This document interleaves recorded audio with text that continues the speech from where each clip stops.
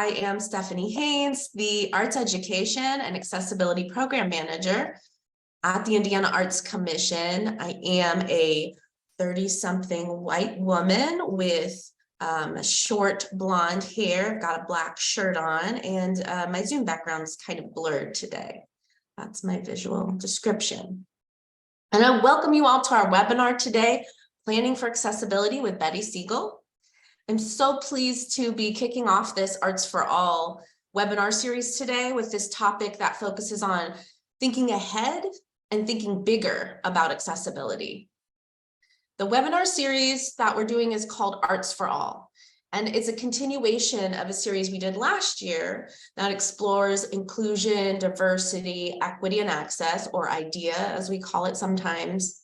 And if you remember last year, we had a multi-part webinar series with Dr. Lasambe on inclusion and belonging. And this year, we're focusing the series on how IDEA intersects with and includes the disability community. And if you joined us last month at our Accessibility 101 webinar for application support, that was with the Great Lakes ADA, we received a lot of great technical info about what is the ADA, how do you stay compliant with the ADA. These are things you need to know as you apply for our grants. But now in this webinar, we get to take a step back and think a little bigger. Maybe something came up when you were doing your self-assessment checklist for our grant last month, or maybe you want to plan ahead and make some accessibility improvements at your organization, or maybe you're looking to make a shift in the way your organization thinks about its accessibility, not just every March when the IAC grant is due, you go, oh yeah, we have to be accessible, I forgot. But you think about it year round. Maybe you want to get into a culture of thinking about accessibility year round. Well, I am so pleased that our guest speaker today accepted my invitation to speak with us here in Indiana, because she's going to set us on a good path to move in that direction. To introduce our speaker today, Ms. Betty Siegel, before I read her formal bio information, I want to tell you what I really love hearing presentations from Betty Siegel. I've been lucky to hear her speak a few times on webinars and at the LEAD conference. And I will pause here to give a plug for the absolutely fantastic LEAD conference led by Betty Siegel and the Kennedy Center for the Arts. LEAD stands for Leadership Exchange in the Arts and Disability, and it's an amazing professional development opportunity for anyone interested in accessibility in the arts. So check out LEAD if you're interested in this topic and you really want to dive in. Anyway, back to Betty's intro. What I love about listening to Betty when she's educating us on accessibility arts is it feels like you're getting advice from a good friend. It's a warm and friendly invitation to make good strides in your work. And even if she has to tell you a hard truth, you know it's something worth striving for, and she's going to give you some resources to help you get there.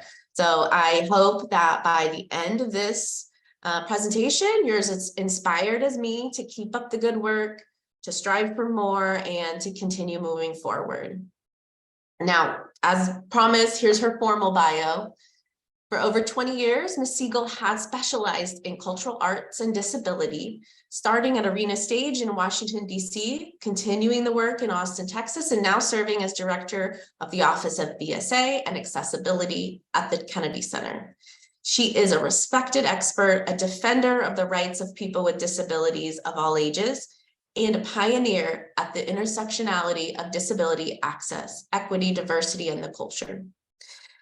Her impact as the originator and convener of the Leadership Exchange in the Arts and Disability LEAD Conference has been profound, and through it, thousands of cultural arts leaders from around the world have gathered for the last 20 years to build a network of cultural arts administrators who now lead the field of inclusive cultural practice and access. Ms. Siegel obtained her JD in 2009 from the Columbus School of Law at Catholic University in Washington, D.C. Please join me in virtually welcoming Betty Siegel. Maybe give a little emoticon, clap if you know how, or thumbs up, or welcome in the chat to Betty. Welcome, Betty. Thank you. I'm so excited to be here. So the first thing I'm going to do is make sure that I'm sharing my screen properly, but I do thank Stephanie for that warm welcome and for reading my whole entire bio, which is always a little embarrassing, but it does outline everything that I've done. I do want to make this be an interactive presentation, so I'm hoping that you guys will put your questions in the chat. Raise your hand so Stephanie can acknowledge you. She's going to manage all these questions. Stephanie, just so you know, feel free to interrupt me. Like if a burning question comes up, just stop me and go, hey, Betty, we got this question in the chat. Can you respond? I'm perfectly fine with all of that. Because I like to make sure that questions get answered right away. All right, first thing I'm going to do is get my slides going here and make sure that everybody can see them. Stephanie, can you just Looks confirm? good. Yes. Looks good. All right, so here we go. We're going to talk about accessibility planning. So I'm going to tell you a little story. When I started to work at Arena Stage, this was a long time ago, and we didn't know what to do. We were just like, my boss and I would just sit there and go, we have to have sign language interpreters. Oh, what about people who are blind? Oh my goodness, what happens if you use a wheelchair and you try to come here? Oh. And we started doing what I call spaghetti on the wall type of access work, which means that we didn't stop to think about what we were going to do. We didn't plan for what we were doing. We just started grabbing a hold of things and trying them and doing them. And it was like throwing spaghetti against the wall and waiting for something to stick. When you do your planning for accessibility that way, you just end up with a really messy wall full of spaghetti. And half the spaghetti doesn't stick, it just slides to the bottom of the floor, right? And then you have a real mess. If you have a dog, of course, he's very happy, he or she is very happy. But for accessibility planning, I'd really like to encourage you to think about planning in advance for what you're going to do, because when you plan in advance, you're going to find that you use your resources, and none of us have unlimited resources. You're going to use your resources a lot more effectively and efficiently. So what we're going to talk about is access planning. So why have an access plan? Well, you really want to set yourself up to be constantly improving your work.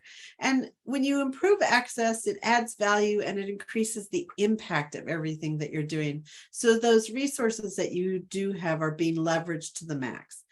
Now, how you do accessibility planning, it's not hard, it's not complicated. As a matter of fact, I really encourage you to think about it as outlining a simple approach to the process by which your organization will be more accessible to people with disabilities of all ages. An accessibility plan, even a simple one, usually includes focusing on 5 different areas: physical access, programmatic access. How those two things interact and intersect ends up affecting your administration and operations, communication access, and then finally, a lot of us don't think about what it does to employment. So these are the 5 main areas of access planning: physical, programmatic. Those tie you into your administration, your operations, communication, and employment. Now, you want to identify, and this is, you'll find lots of checklists out there. What they're having you do is they're having you identify what I like to call our assets, which are all the things we already do that make us more welcoming, a place of belonging, and accessible. And they want to identify your deficits, the things that you need to focus on and address and improve. So an asset may be something as simple as writing down in your plan, and I do encourage you to write these things down. I have trained my staff, and they are nice and they are friendly. Friendly, nice staff are an asset, and we oftentimes don't include those as a part of our when we go about identifying, running our audits and things. But saying that you've got really great staff is an asset. A deficit might be, we haven't trained our staff recently. That's going to be a deficit. So really great staff is your asset. No training for that staff, that's a deficit. So you're going to start identifying these things. As you identify the wonderful things you're already doing, and you're identifying the things that you're going to need to improve, your assets and your deficits, you're going to start to prioritize them as you go along. And then the final step is you want to have your actions outlined. What are we going to do? And who's going to do them? And when are they going to get done? So those are the important elements of a plan. All of your access plans are going to recognize the diversity of individual need. So we talk a lot about the disability community, or we talk about communities of people that are blind or have low vision. Well, those communities are arbitrary, and they're things that we kind of impose on the community. There's not a holistic disability community, and everybody who's blind is not blind in the same way. They all experience their blindness differently. And so we have to acknowledge that there's a great deal of diversity, and that what we need to focus in is, what do people need?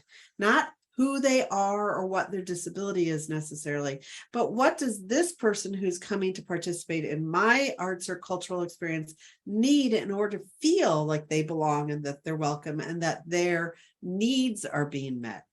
You also want to think about access as an integrated organizational asset. It's good for the organization to be accessible, because by being accessible, you're going to keep your audiences, your guests, your artists, your staff longer. You're going to be more of a value to your community as a whole. So access is an asset.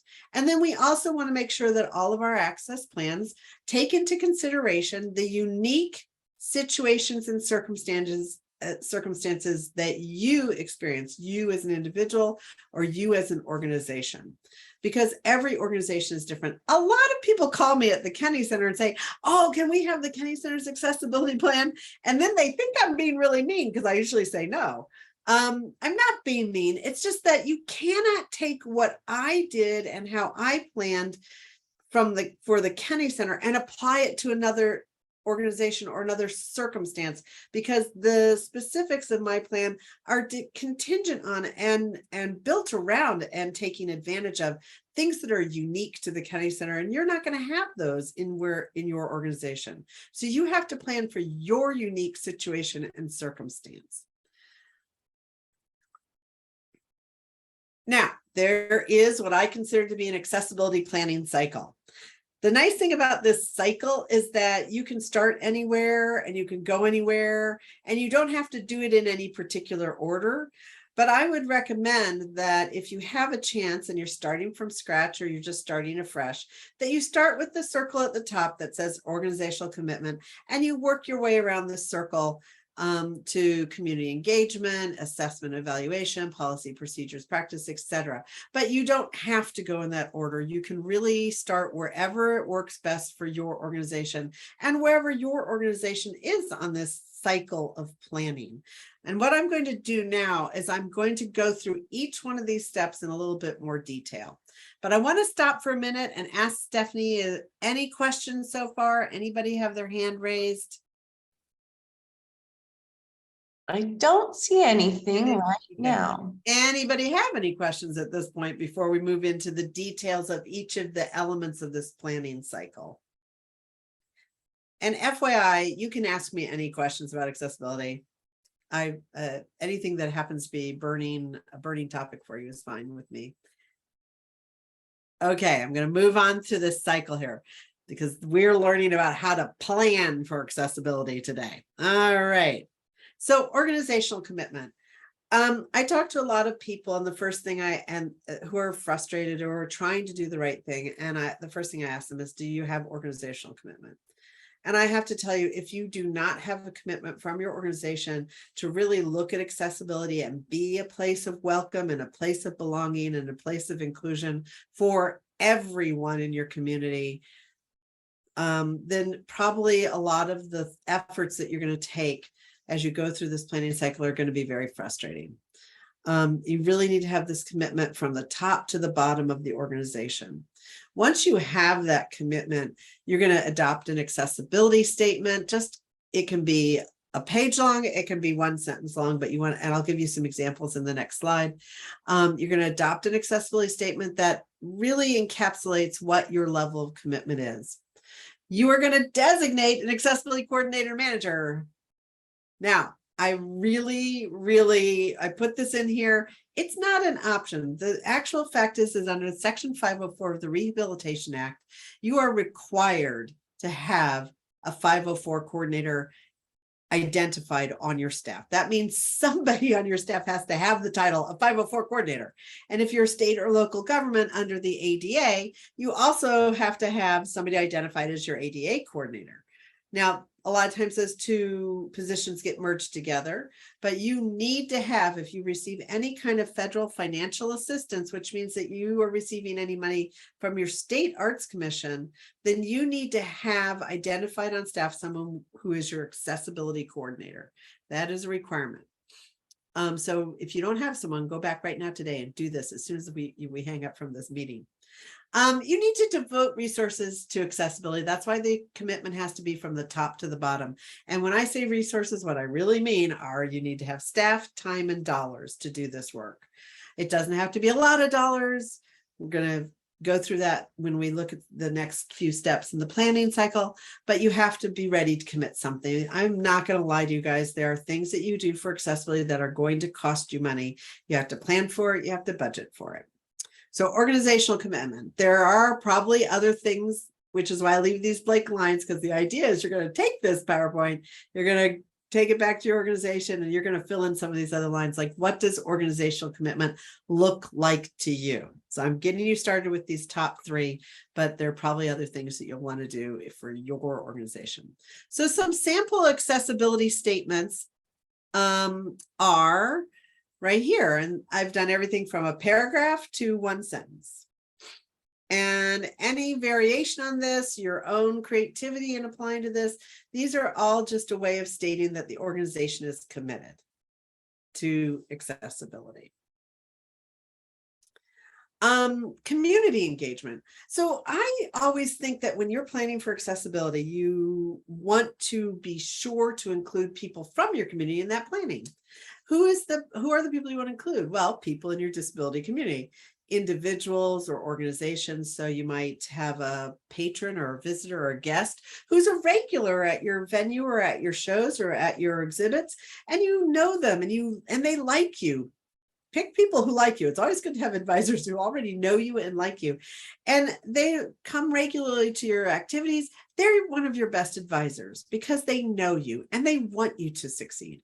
Or you might pick organizations like American Council for the Blind, Federation for the Blind. You might have chapters of these organizations in your area, and you can get really excellent advisors from them. You can also go to your mayor's committees on people with disabilities. That almost everybody has a committee that addresses disability or accessibility, or you might have a governor's committee. So you might have that committee at the state level. Those people are going to probably be some of the more knowledgeable, more dedicated folks in your community.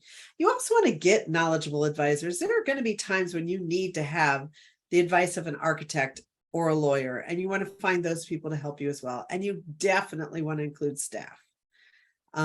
It's really important. Your accessibility efforts will succeed better if you have staff buy-in and staff involvement in the development of your accessibility plan. You know, what is your community going to do for you? Hopefully they're going to advise you, they're going to make recommendations, they're going to give you guidance. How you organize that community, a lot of times you'll hear people recommend an advisory group. Those are great. I prefer task forces because at the Kennedy Center, the need for advice and guidance comes up pretty quick, and it has to be resolved very quickly. And so I have a task force, and I say, you're on the task force. We're not going to meet regularly, but I want to have your permission to email you or call you or talk to you whenever these accessibility needs come up that I need advice and guidance on immediately. And your commitment is just these limited moments of engagement. So there are different ways you can do engagement with your community. And again, it's very situation specific and circumstance specific, and it really depends on what you feel you need. Assessment and evaluation. So this is Stephanie mentioned that when you do your grant applications, you have to assess and evaluate your accessibility, and you turn those plans in. All these assessments and evaluations typically include identifying your assets and your debits, like I said before. Your survey, you're doing an audit or a survey of your facilities and your programs. And when you do that audit of the facilities, be sure you're doing your public, non-public, and employee spaces. If you have more than one venue, be sure you do all the venues. You're going to review your policies and procedures, and you're going to start to prioritize what work you're going to do first, what work you're going to do second, what maybe you can do immediately, what maybe you need to do later. And one of the three of the things you want to factor in.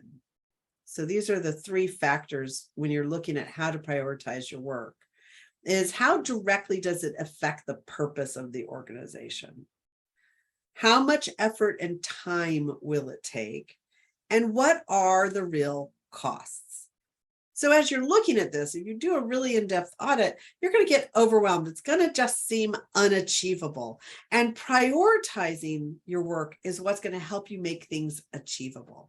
Because you're going to say, well, we're going to start with priority 1.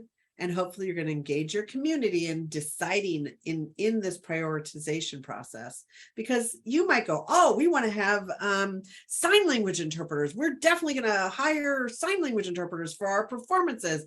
And your deaf and hard of hearing community might say, hey, we really prefer captioning. So could we just make sure that everything gets captioned? That input is going to help you go, oh, well, do you not want a sign language interpreter? They might, no, we love sign language interpreters. But, when we're going through a museum, I can go through very independently if all of the videos are captioned. Now, if I want to take a tour of the museum with a docent, then I'm going to want a sign language interpreter.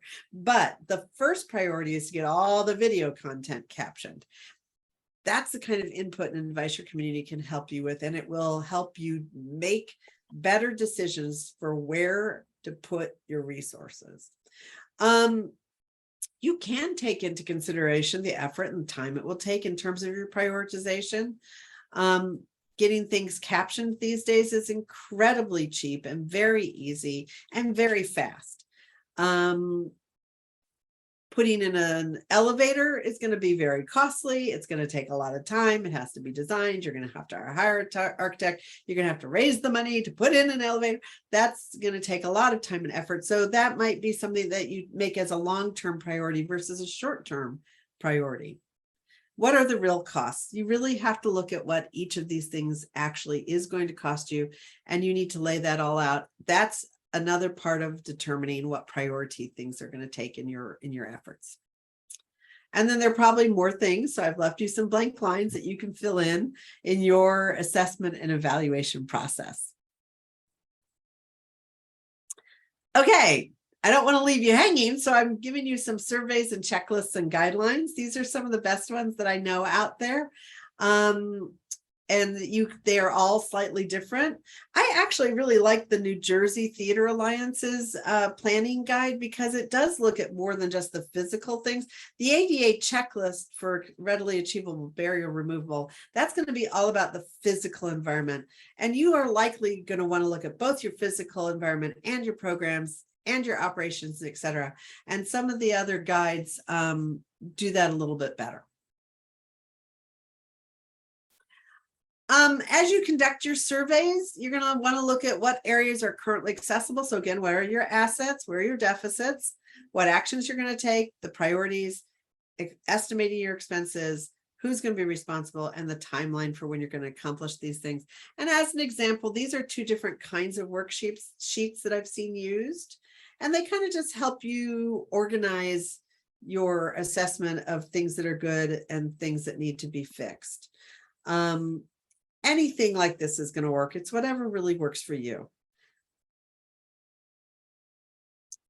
The next part, and one of my favorite parts of planning for accessibility, oh my goodness, policies, procedures, and practices. People forget this step, and this is an important step. You can almost skip the other steps and just go here. You really want to put policies, procedures, and practices into place. And you want to review and update any current or existing policies and procedures, because circumstances change, and the policy and procedure that worked last year may not be working this year because things are different.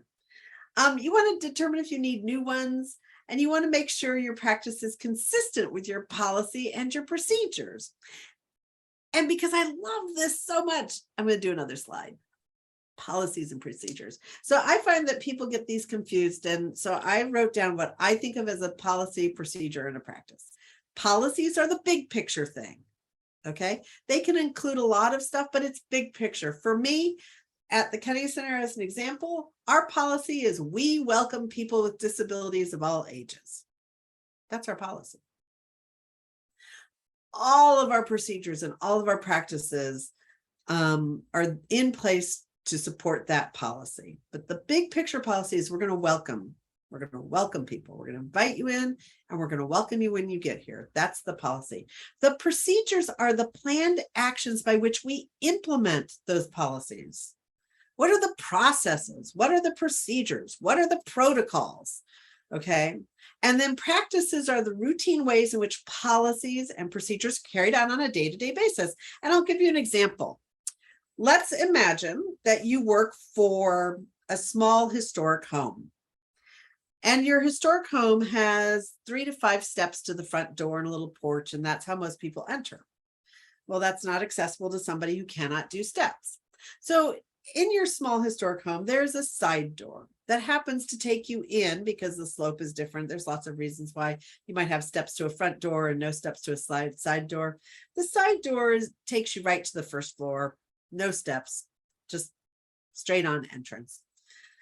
And so your policy is to welcome people with disabilities. So you're not going to just have the front door. You're going to have you're going to use both the front door and the side door because you want to welcome people. So the procedure is that every day, the janitor who opens the building up comes in and he unlocks the front door and he unlocks the side door and he puts a sign out in front of the steps that says accessible entrance with an arrow pointing to the side door. And then the house is open, your visitors come, the volunteers or the docents meet them on the first floor, and they give them tours. It's lots of fun. Well, one day, the janitor is sick, and he doesn't come into work. And the volunteer opens up. And so the volunteer comes in, and they open the front door. What's happened here? The policy is still good. Your policy is working. Your procedures didn't work this time because the person who knew how to do it wasn't there. And the volunteer hadn't been trained or told that the procedure was always to unlock both doors, put the sign out. And so what happened was your procedures were still okay, but they didn't work because in practice, there wasn't a way by which the docent or the volunteer knew to do both doors. And so really what's happened in this example of policies and procedures and practices is your policy is good. It's very strong. Your procedures are probably good too, but you failed in practice because the volunteer didn't know to open both doors. And because there is actually a legal requirement under both the Section 504 and the Rehabilitation Act and the Americans with Disabilities Act to modify your policies and procedures and practices to be accessible, you need to be sure to think about how these 3 things go together.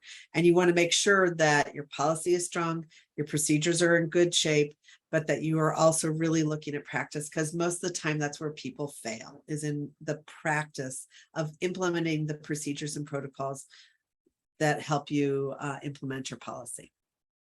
Any questions about that one?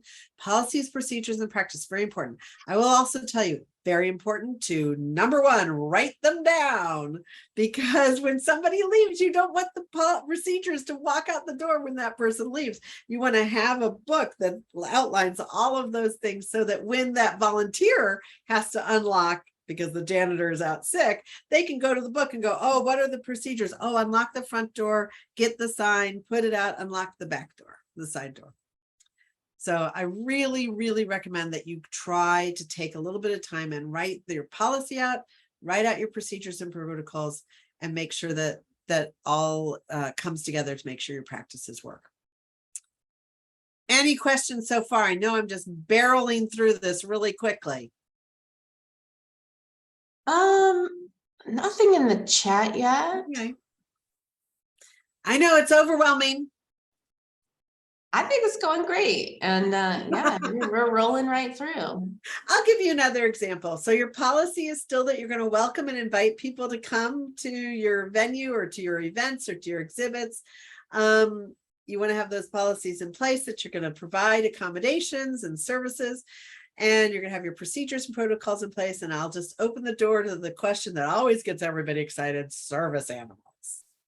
So your policies, you welcome everybody. Your procedures are going to have to include things like, we welcome people to bring their service animals to these events, because you cannot deny a service animal entrance to any place that a human being can go. There is, some exceptions under for medical environments, but in our environments of arts and culture, you pretty much are going to be letting people bring their service animals with them wherever human beings can go. And so your procedures are just going to be, we let people in. It's kind of easy. You can put procedures into place with service animals that allow your staff to ask someone if to check on the legitimacy of the service animal by asking a very simple question, which is what is the dog trained to do? And that's the important thing that your staff need to know.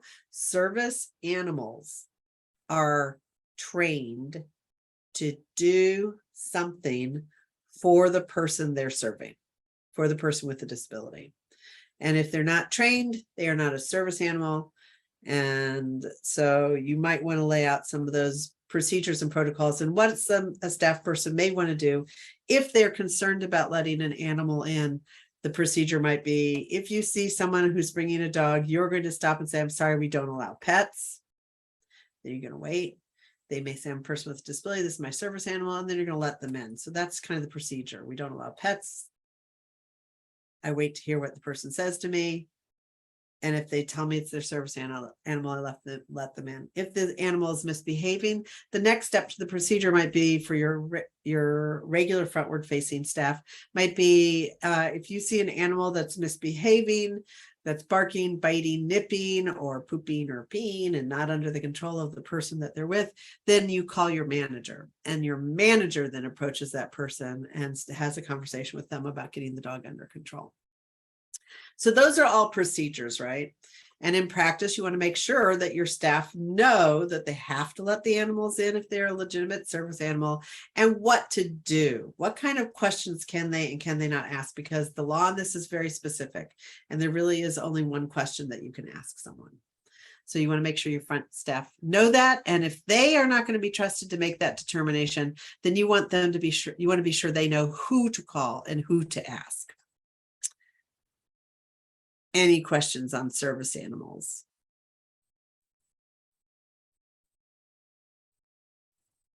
I'll let you think on that one, because I usually that's the service animal questions will stop us in our tracks. But those are all part of policies and procedures and practices. And do remember, usually your policies are strong.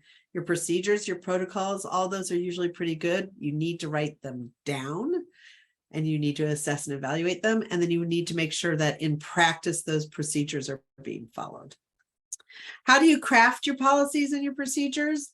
This is a set of 7 steps that I would take. You identify an issue, you do your homework, you understand your legal obligations, you draft the policies and procedures, you vet the policies and procedures, meaning you let other people review them. I would let my advisory group or my task force members read them. I would let my staff read them. I want to get as much input as possible. I rewrite them, incorporating any feedback that I get, and then I distribute those policies and procedures and train my staff. And then I set up a review process, like once a year when I'm applying for my grant to the Indiana Arts Commission. I'm going to review my policies then. That's a good way to do it. Or you review your policies as needed. Staff training. One of your biggest assets is your people. When it comes to accessibility, we have this tendency to want to depend on technology. Technology is exciting. We get an example of the technology with the captioning that we have going today. It's amazing. It's wonderful. But sometimes accessibility works best when you have a human who's intervening. A human intervention is still a legitimate form of accessibility, but you want to make sure that any staff members who are providing access services in any way, shape, or form, or who are interacting with your patrons or guests or visitors, they are trained to do that well, so that people feel they belong and are welcome. So we train everybody. I mean, the ushers, the box office, our development staff, because they face the public a lot. Our restaurant staff, our security staff. We want to train just about everybody in the building when it comes to how to interact with our patrons and visitors who are older or who have disabilities. We want to make sure that they're prepared to clearly communicate and provide accurate information. So a failure that happens a lot of times that gets a lot of people into trouble is the failure to convey accurate information and to know when not to say no. Like, I really strongly recommend you to train your staff never to say no. No tends to get people in a lot of hot water. It would be better for you to train your staff to say, I don't know. Let me find out and get back to you. Or I don't know, let me go get my manager who might be able to answer that question. I don't know, let me look into it.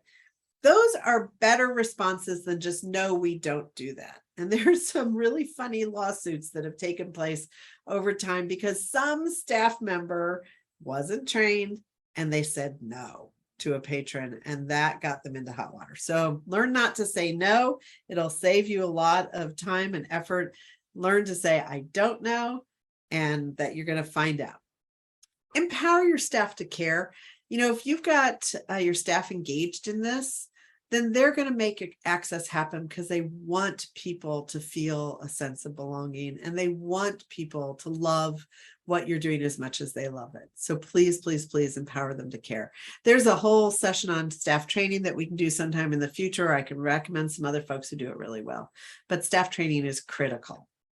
You can do all the best accessibility services, and if you haven't trained your staff, it's all going to fall apart.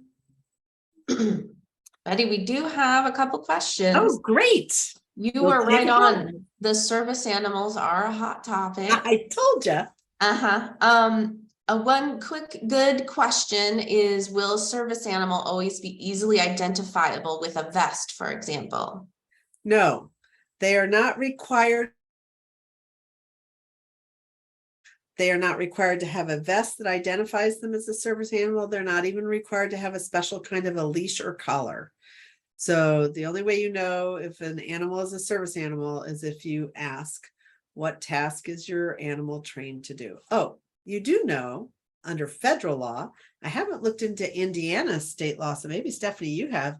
If you haven't, maybe we both should look into it at the end of this webinar. But under the Americans with Disabilities Act, Title III, we know that a service dog is a service animal is a dog. So if somebody's coming into your venue with a cat or a parrot or a donkey, you're going to say, I'm sorry, that's just not a service animal, because the definition, the legal definition under Title III of the ADA is dog. So anything other than a dog is not a service animal. You're not obligated to let them in unless your state or local jurisdiction gives the person with the disability a better benefit than the Americans with Disabilities Act does. So for example, you might ask me about emotional support animals. They are not service animals. They are not, you are not obligated to let them into your venue under the Americans with Disabilities Act, but your local or state laws may be more stringent and give more benefit to the person with a disability. So you want to check into that for the state of Indiana. Go ahead. Betty, thank you for answering my question. Just a follow up. So if they're not required to have a vest or a leash, you said the question was, what is your animal trained to do? That's the appropriate question to ask. What the script. So I actually wrote a script for my security staff because they're the ones at the Kennedy Center that are authorized to stop someone bringing an animal into the building. And the script that they are trained to use is, first off, to approach the person bringing the animal into the building and say, we do not allow pets. So that's our policy, right? No pets. Okay. Procedure is that the security guards, and only the security guards, are allowed to stop someone and say to them, we don't allow pets. And then you stop and you wait to see what the response back is. Because some people go, oh, I didn't know. Okay, you're like, I'm really sorry, I can't bring that pet with you here. Other people will say, I've got, this is my service animal. This is my service animal. And I have a disability. You have to let me in, right? You don't know what response you're going to get. So you have to wait patiently and listen. And then when they say, I'm a person with a disability, or this is my service dog, what we do as procedure, so our protocols are, the security staff let them in. We don't question them. We go no further than that. We go, we don't allow pets. You've identified yourself as a person with disability. You've identified that this is your service dog, and we let you in. That is our policy. Now, doesn't have to be your policy. If this dog is misbehaving, so if staff, the security staff, or any of the other staff are concerned about the behavior of the animal, it's barking, it's making noise, whatever, it's running around loose because it's not on a leash and it's not under the control of the person that it's with, then the procedure is to bring in your manager, and the manager, usually a security manager, will step in and ask the second question that you are allowed to ask, which is, what task is your dog trained to do? And that's really the key to determining whether a dog is actually a service dog or not. So what task is the dog trained to do is the second question. Okay, thank you. Yeah. And I think, Betty, you're saying that it's very strategic what you say, because it's important what you don't say. It's important that you don't ask about what's your disability and have them prove something. Those cross a line. Is that correct? That is correct. You're absolutely right, Stephanie. You don't ever ask, we never ask, what is your disability? That is an out of boundaries. Never ask that question. You're not entitled to that information. They don't have to tell you. So you never ask, what is your disability? You could ask, do you have a disability? Do you have a disability? Is a different question than what is your disability? Because only a person with a disability is covered. It's not the service dog that's covered by the law. It's the person with the disability who has the right to have a service dog. So you could ask, do you have a disability? But again, that's a question we only let managers ask, and it's like the second part of the procedures. We are lucky to have Robin Jones on the line. Robin's gonna jump in. Go, She- Robin. She's given us some good info in the chat about Indiana's laws on service animals. So I Fabulous. recommend you all read the chat if you can, or follow up with me after, or reach out to Great Lakes ADA for some of the more technical issues. There are regional representatives for ADA technical information. And the thing that you do have to remember is they don't have to wear a special vest. Again, they don't have to carry identification. Some people will bring like a little card and they go, I have a card that says it's a service animal. That card has zero meaning. There's nobody out there authorized to certify and endorse that that an animal is a service dog or not. You have training schools that will sometimes give people that. It really doesn't have any real meaning. The only meaning is whether the dog's trained to do a task for the person with a disability. And that makes it a little bit challenging sometimes. But yes, definitely reach out to Robin, reach out to the ADA centers. Great Lakes, love them. Any other service animal questions? I think we answered this other one about the correct and legal way to handle an out of control service animal. Yes, you can ask the person to take an out of control service animal out of the venue, out of the building, but you must allow the person to return. Great. And again, I would strongly recommend that in your policies, procedures, and practices that you outline who in the building has the authority to ask that person to take that dog out. Because your first thing is not going to be remove the dog. Your first thing is going to be, I'm sorry, could you please get your dog under control? Like he's running around and we need you to control the dog. It needs to stay with you. And then the person does that and you're fine. They don't do that. Then you're going to say, I'm sorry, we can't allow the dog to be out of control. We're going to have to ask you to take the dog out, but you are welcome to come back. Okay, there's another question, but I'll let you finish the staff training one. And then, yeah. Well, I think I've got it covered there. Service animals is just a good place where training is going to be your best friend. All right, let's move on. You want to ask the other question, or should I talk about communications? Okay, we'll ask the question. So this is about how can a place be partially accessible? So the question is, we're thinking of hosting a studio tour. Do all of the studios have to be accessible, or can we designate the ones that are accessible? So yeah, in all honesty, just between us on this call, The truth is that nobody's 100% accessible. There's always going to be something about the environment or about the program that's going to be not accessible to somebody. And that's goes back to that original idea that everybody's individual, everybody's needs are different. And so I think your best approach when you're doing something like a venue tour, and there's certain spots in the venue that may have steps, is not to say they're inaccessible, but to give people good, clear information so they can make an informed choice. So on your website, you might want to say, we're doing studio tours, and isn't it great? You can come in the front door. The entrance is, there's no steps. The first floor is completely accessible. We have an accessible restroom on this floor. And then those who can take 2 steps up will be able to visit studio number 2. And then those who would like to take a flight of stairs up can visit studio number 3. So what you've done is, instead of labeling things as being accessible or inaccessible, you've given people information so they can make an informed choice. Oh, I'm fine with just going to the main studio because the main exhibit that I want to see is going to be on that accessible floor. You know, I use a walker, but I can go up 2 steps. So I'll be able to visit studio number 2. A whole flight of steps, I can't do that because I broke my leg and I'm on crutches. Ugh. So I won't visit studio 3. And now it's up to me to decide whether or not visiting studio 1 and 2 are sufficient.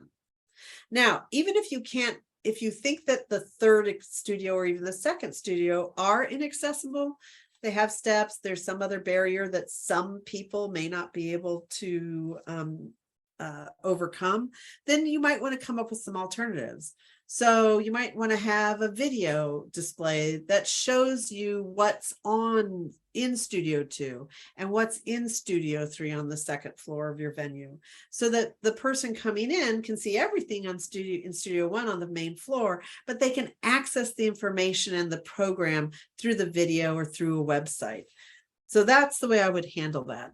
Is it's not about, because remember, what's inaccessible to one person may be accessible to another. You don't know. So you give information and then you help that person make choices about whether it's the right thing for them or not. I think that's something that I know we at the Indiana Arts Commission have always been working on, and I think everyone can continue to work on, is communicating that this webinar is going to have live captions, communicating that, you know, you will provide ASL upon request, and making that very, very clear, or talking about how to enter your space clearly. Yeah, all of that is, I find it more positive, to be honest, to not try to figure out what isn't accessible to somebody, but to give them information and let them choose to come or not. You know, information can include things like those 2 steps to the 2nd studio. There's a hand railing there. A hand railing, I can do steps if I can hold on to a hand railing. I can't do steps if I can't hold on to a hand railing. All of that is just good, clear communication. I think I'll add one more thing, Betty, is when we are dealing with NEA funding and state funding, there may be a more strict definition of accessibility. Well, look, there's a basic level of, when we're talking about physical accessibility, there definitely are like 3 different levels of accessibility that you can have. If you're in a building that was built after 1990, you have to be, quote unquote, fully accessible. There should not be any space in that building that's not accessible if it's a new building, new meaning built after 1990. If you're in an older building, you are not grandfathered, There's no such thing as being grandfathered. It's just that you have to try to be as accessible as possible. You have to do what's readily achievable if your building was built before 1990. And what's readily achievable is going to depend on the building. It's going to depend on your circumstances. There's a lot of factors that go into what it means to make a reasonable modification for physical access. And then if you're in a building that's had any type of modification or renovation or construction going on in it, there's that middle tier of accessibility you have to reach. So it's not that the definition changes, it's that people don't understand that there are actually kind of 3 different tiers to physical access. And then of course, under anything, you have to have communication access. And And that's what you're doing today with having the closed captioner here. It's what you were articulating so well, Stephanie, which is having a policy and a procedure in place to make a request for the type of communication you need. Mm-hmm. So, oh, how great that we're having closed captioning, but I really need a sign language interpreter. Mm-hmm. So I can ask you for it. You're going to provide it. You have your rules in place. Mm-hmm. All Thank good.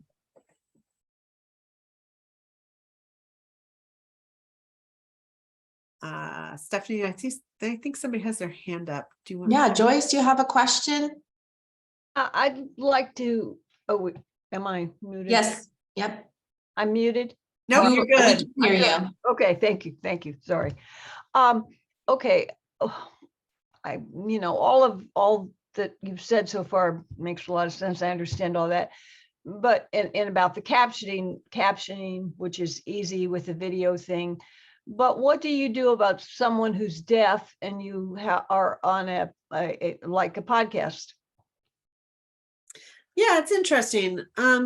If you look at a lot of podcasts out there, a lot of times if it's an audio format, you still have an obligation to make the communication, so the information accessible. And so you will see a lot of times podcasts will have an audio track and then underneath it, it will have the transcript. So you can put the transcript on there, you think? Yeah. Yeah. On any of the platforms out there? I couldn't answer that one, but every podcast that I've seen recently always has a transcript attached to it. Okay. Meaning, so I think that most of the platforms have figured out how to do that. So thinking about what you talked about as far as planning is concerned, in order to have the transcript, is there a cost involved? There might be. You could get a really fast typer from amongst your volunteers who could real-time type stuff. That's going to be tough. You could have someone create the transcript after the podcast, in which case I would say on my podcast. I'm sorry, the system doesn't do it. It would depend. You'll have to check each of your systems to see what they are able to do. Like, for example, right now, I'll tell you on Zoom, when this recording is saved, which we all know it's being recorded, when this Zoom recording is being saved, Stephanie is going to save the recording, which will be the picture of the screen, and but she's going to also have to save the captioning because it doesn't save at the same time. So it's 2 steps to save the captioning. Yeah, you're going to save the on that. captioning. You're going to have to save the captioning separately, or you have to ask. In this case, we have a live captioner.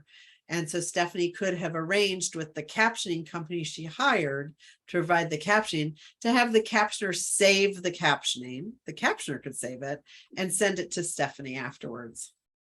What So there's about, lots of different ways to do it. Lots and lots and lots. what about also from the standpoint of people that are hard of hearing? What is available? They don't necessarily understand sign language, so that isn't going to help them.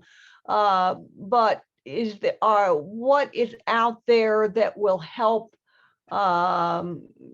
make their, improve their hearing if they have the ability to hear, but they're having difficulty? How can we make that better for people who might want to come that are having problems with hearing? So again, very situation specific and circumstance specific. For your podcast example is one where if I'm listening to a recording of the podcast, there's probably some volume control that I can manage. Hearing loss doesn't always have to do with loudness and softness, but it might have to do with clarity. And so providing captioning might very well be an excellent means of achieving effective communication for people with hearing loss. Okay, In the so theater, I'm talking about live, yeah. A performance, or where you have an audience live in the venue. Yeah, yes, everything's live. Right. So under the Americans with Disabilities Act, the ADA standards would require you to have an assistive listening system. Any place where audio is important part of the thing, you have to provide an assistive listening system. And there are a lot of different assistive listening systems out there that can couple with the person's personal hearing device, or that they can use separately, even if they don't have their own personal hearing aid. And right now the technology is changing a little bit. There's new Wi-Fi systems out there. I'm a little tentative on those. But if you go to the County Center's website or to the ADA Great Lakes, they can website, I'm pretty sure they're going to have some good resources on what kind of assistive listening systems are available and how they're going to work better in some environments than not. Okay, you think that what would that be under on the website? Because there must be a lot of stuff on the Kennedy Center website. If you go to the County Center's website, you go in the search box and you go accessibility resources. It'll take you to the page where we have all of our documents. You can also just email me and I'll send you a PDF. I'll send it to Stephanie. Stephanie, I'll send you the ALD booklet that we have. Sounds great. Thanks so much. And you can share it back out. Okay, we will. Thank you. Yeah. I'm going to move on a little bit. Stephanie will take some questions after the next couple of slides. How's that? Perfect. All right. And also just FYI, since Robin's on the call, go to the ADA Great Lakes website. They've got resources too. Communicate with your audience, visitors, and community. That's just what we've been talking about. Good, clear information. You got to push that information out about accessibility. It's really frustrating to me when I go to somebody's website and number one, the website's not accessible. That's a form of communication. So you want to be sure that when you are having somebody design your website, that they are designing it to be accessible.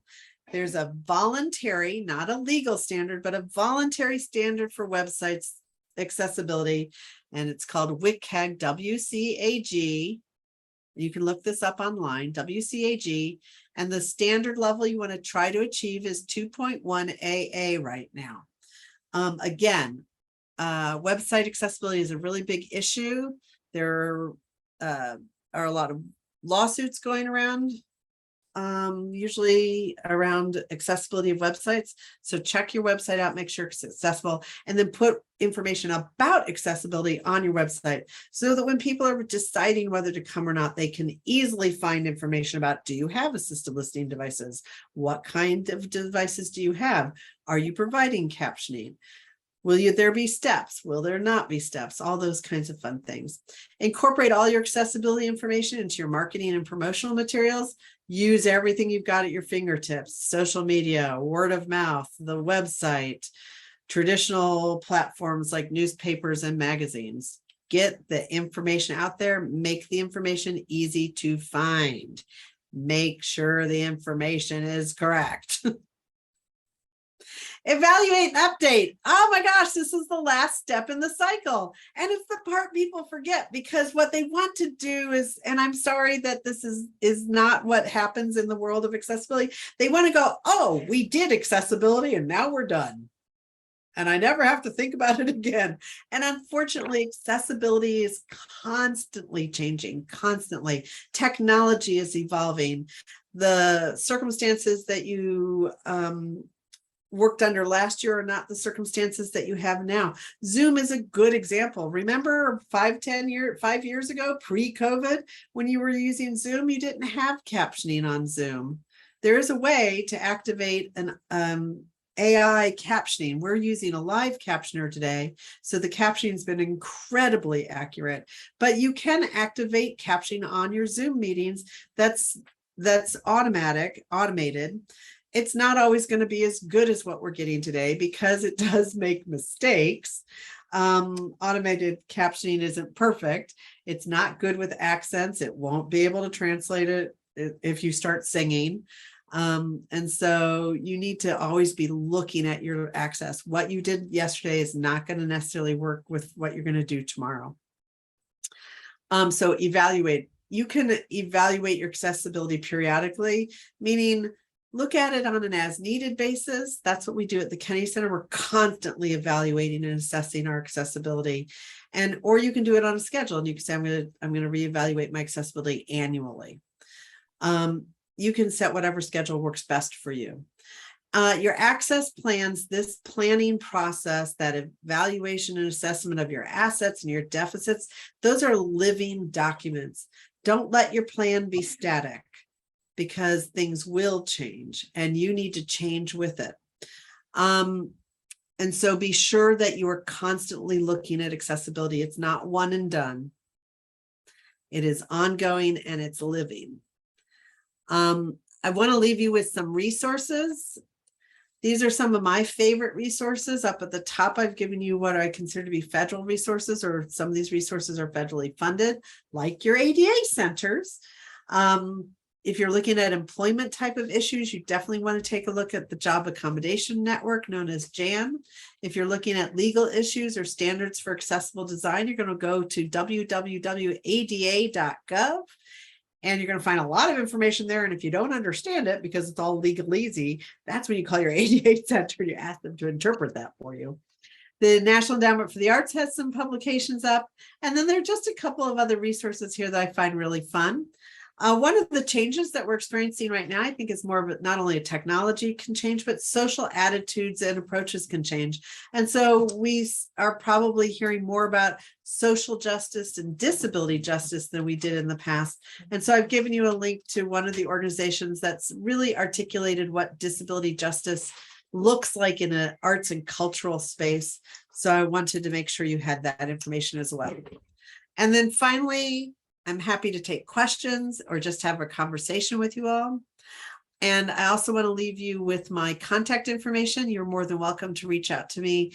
I run an organization called the Access Advisory Group. I've given you my email for that, but you can also reach out to me at the Kennedy Center.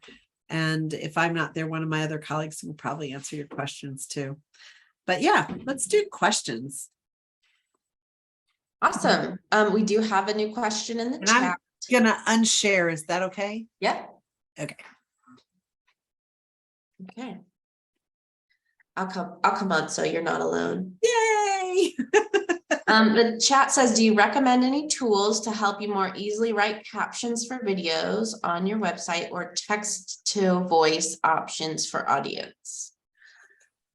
Tools for accessibility for captioning. There are a lot of different services out there that will charge you kind of by the minute, by the word kind of thing. Most of them are commercial. I don't usually like to point to specific commercial sites, but if you email me, I'll send you some of the ones that we've used in the past. But there are a lot of them out there. You can kind of just Google captioning, you know, for video, or captioning for live Zoom, and you'll find it. Right. We're talking about now, we have a question from Nancy about any resources for funding big projects like an elevator, chairlift. I get that question a lot. Maybe you should answer this question, Stephanie. Unfortunately, I don't have very good answers. Our friends who live up in the Fort Wayne area, we have the AWS Foundation that does prioritize accessibility related projects, but generally statewide, capital expenses like an elevator are not easily funded by grants. Yeah. I usually advise people to look at fundraising for those types of capital campaigns. What do you usually say, Betty? I strongly recommend that they do it through fundraising. There's not, I wish there was a pot of money somewhere that we all could have access to that would allow us to hire sign language interpreters, pay for the captioning, fix all of our buildings up perfectly, but there really isn't. Your best resources are your state or your local arts commissions and councils, because if they don't have the, first of all, I will bet you, Stephanie, that if people apply for grants to you, you might not pay for the elevator, but if they put in their budget, and this is another trick, you have to budget for access. If they put in their budget, they submit it to you, and it has things like paying for sign language interpreters, that you would probably give them grant money to do those kinds of things. The effective communication and program access things are something that you can ask your arts commissions and councils to support. Yes, that's true. Our funding is most of our funding source grants have eligible expenses that include accessibility services.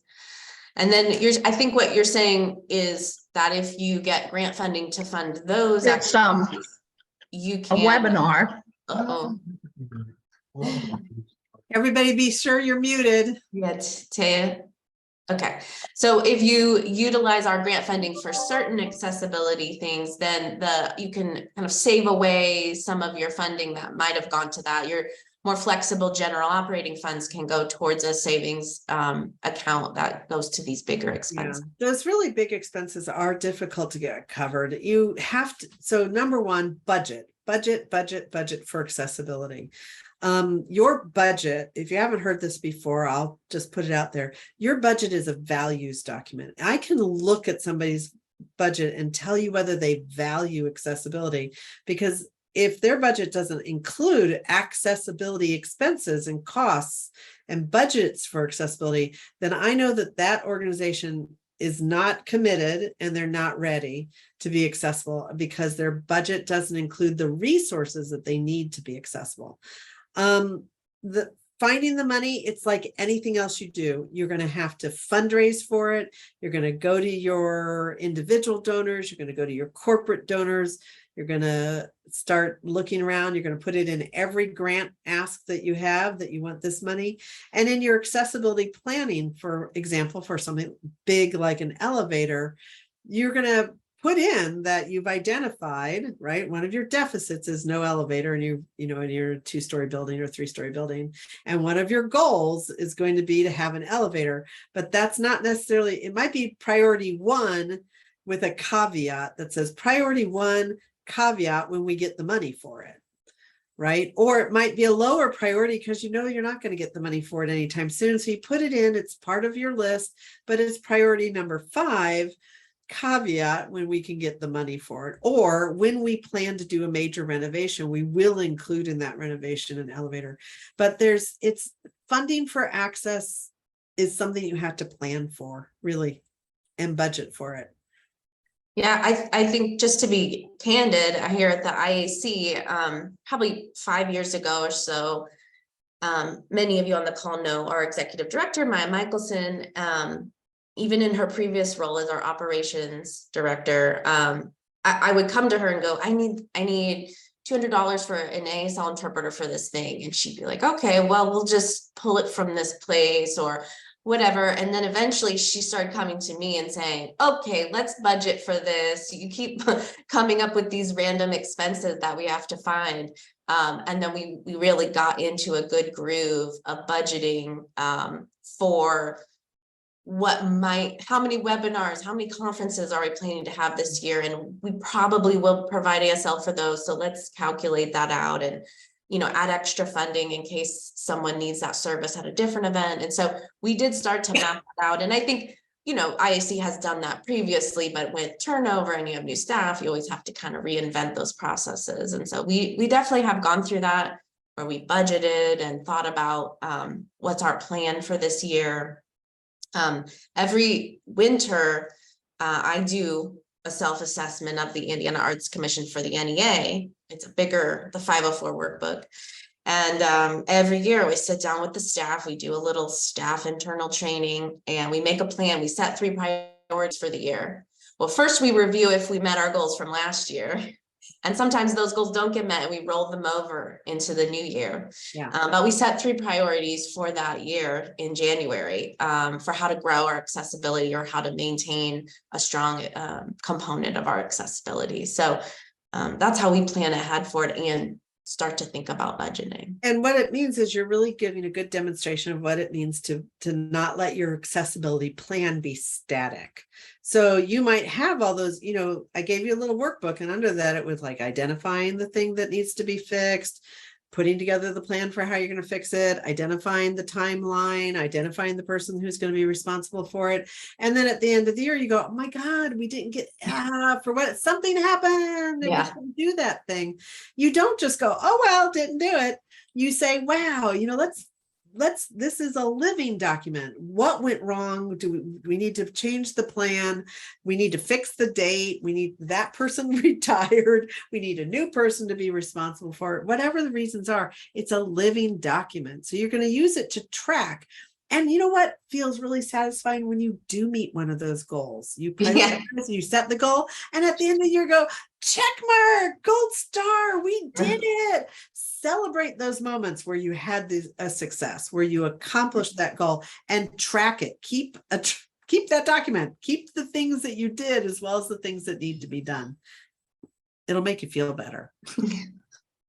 One of the things on our list this year was that we had a conversation with our board about accessibility. Yeah. Not something that comes up a lot when we only meet quarterly, but we've been talking about it for a couple years. It's in the 504 workbook as a best practice, and we haven't done it in a few years. And finally, we prioritized it high enough that just last month we had a good discussion at our board meeting, and we'll probably do that annually. Yeah, that's a great goal. When we talk about training, you have to train from the top to the bottom, because when you do, when you're out there asking for money for it, if your board knows that that's an important thing, then they will make sure the money ends up in your budget, or they can be looking around for those extra funding sources. But funding for access needs to be something that you build into your budget and you plan for it.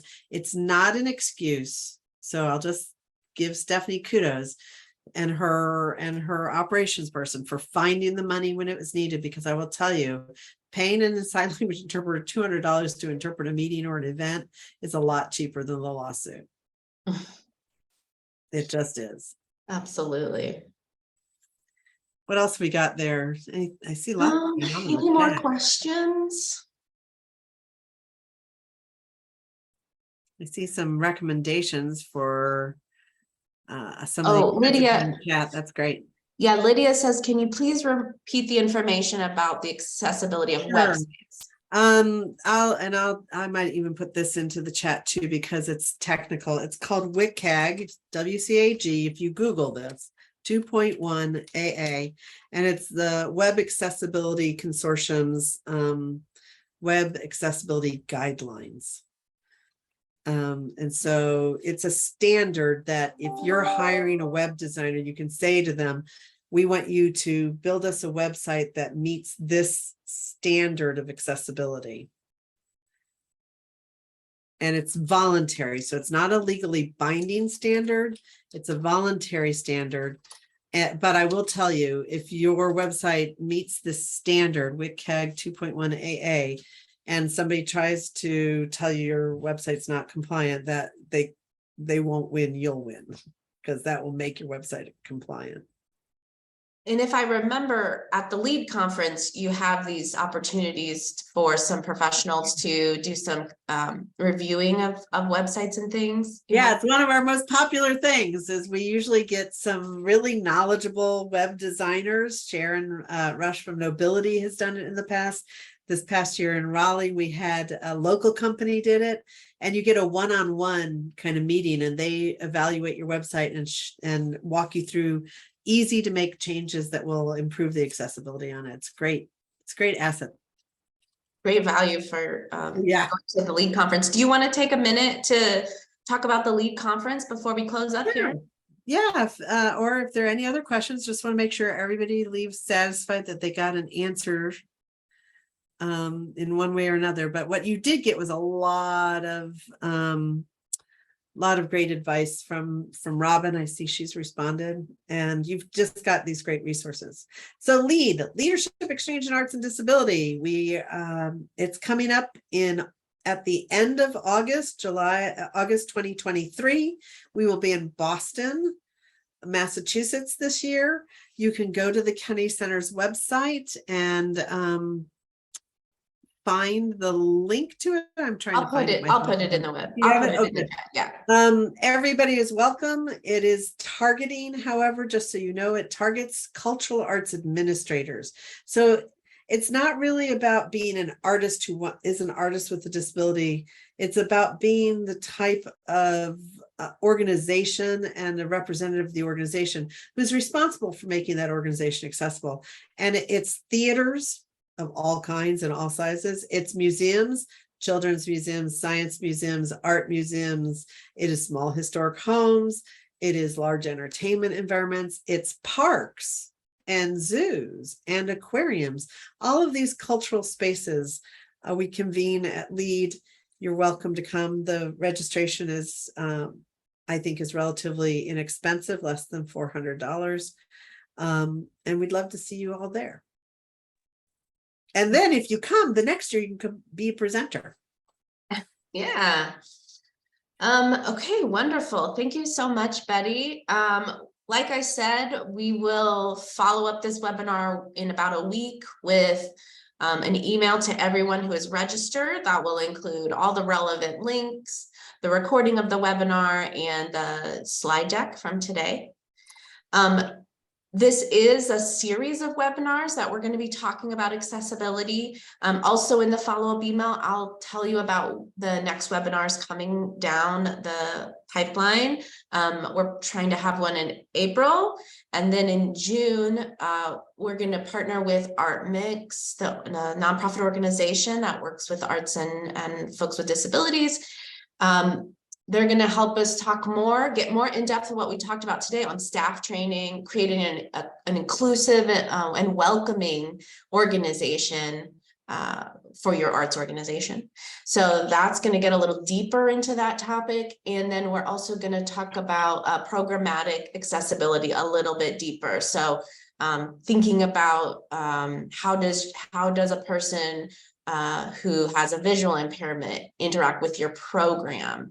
How does a deaf person interact with your program, and are they getting a good experience in that work? And we're going to talk about it in the June webinar, and more to come in the follow-up webinar. Thank you all for being here today, and please give a thank you to Betty Siegel, a virtual Zoom thank you for being our guest here.